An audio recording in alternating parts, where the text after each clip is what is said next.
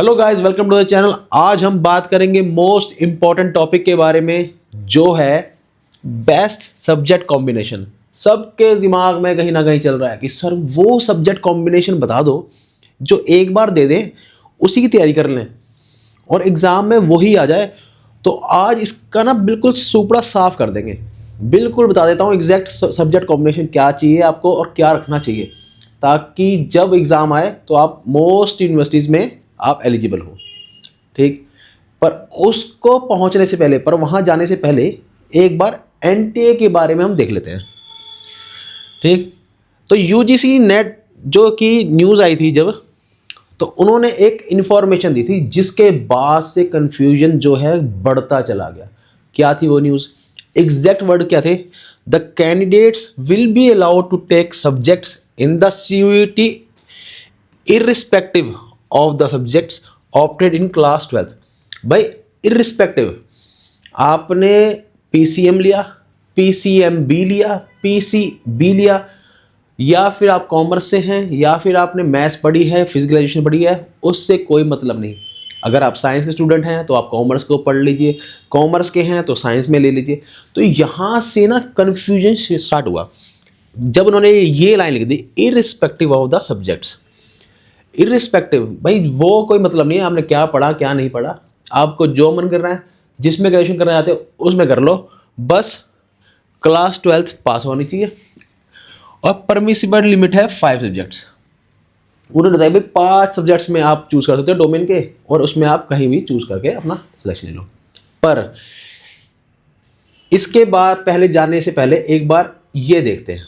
फिर थोड़े दिन बाद दिल्ली यूनिवर्सिटी ने भी वो कह रहे हैं कि हम भी पीछे ना रहे, हम भी अपनी क्लैरिटी दे दें, हमें क्या मतलब है यूजीसी क्या कह रहा है क्या नहीं कह रहा है, हमें उससे कोई मतलब नहीं। अब हमारे क्या रिक्वायरमेंट है हम एक बार उस पर बात कर लेते हैं।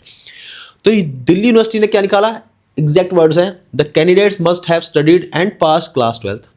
भाई क्लास 12th पास होनी चाहिए, उसके बाद ही आप ग्रेजुएशन में एडमिशन ले सकते हैं।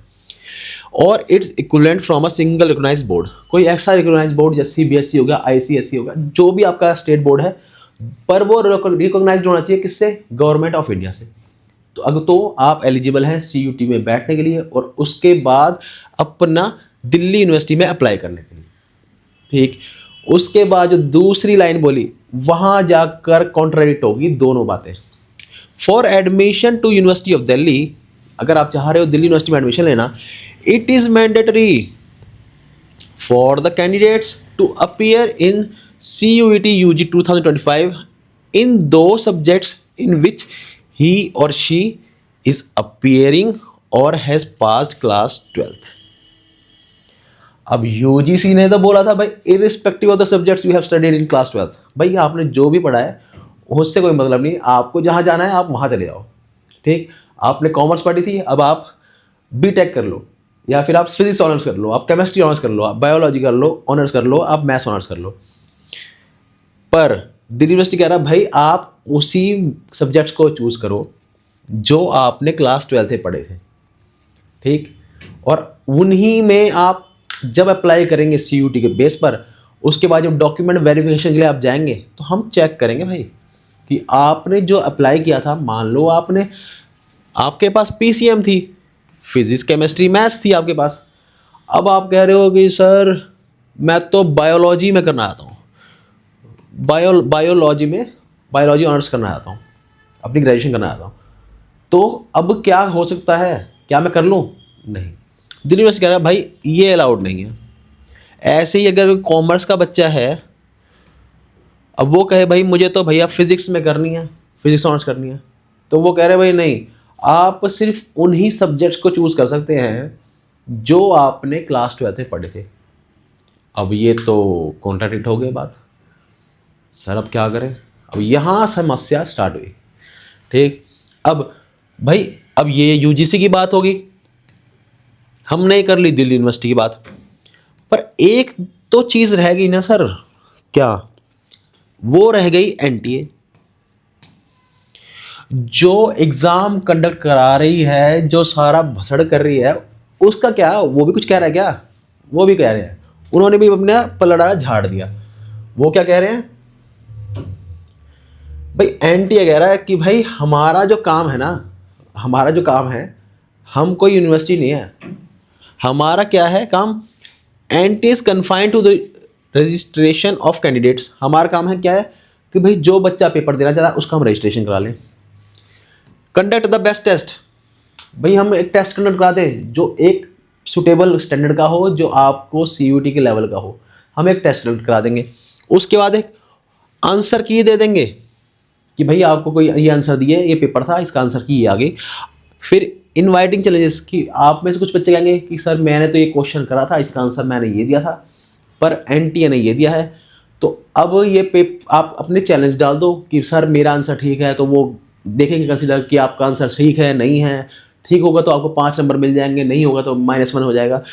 पर उसके बाद फाइनलाइज एक आंसर की, जब ये सारे चैलेंजेस आ जाएंगे उसके बाद एक और आंसर की आएगी फाइनल वाली, प्रिपेयरिंग एंड डिक्लेयरिंग रिजल्ट्स। और हमारा काम क्या है भाई, रिजल्ट करना, रिजल्ट दे देना। एंड होस्टिंग स्कोर कार्ड्स, और स्कोर कार्ड सब बच्चों का निकाल देना। भाई ये काम है हमारा। क्या भाई, बच्चों का रजिस्ट्रेशन कराएंगे, उसके बाद एक बढ़िया सा पेपर ले लेंगे, उसके बाद भैया एक आपको आंसर की दे देंगे पेपर की।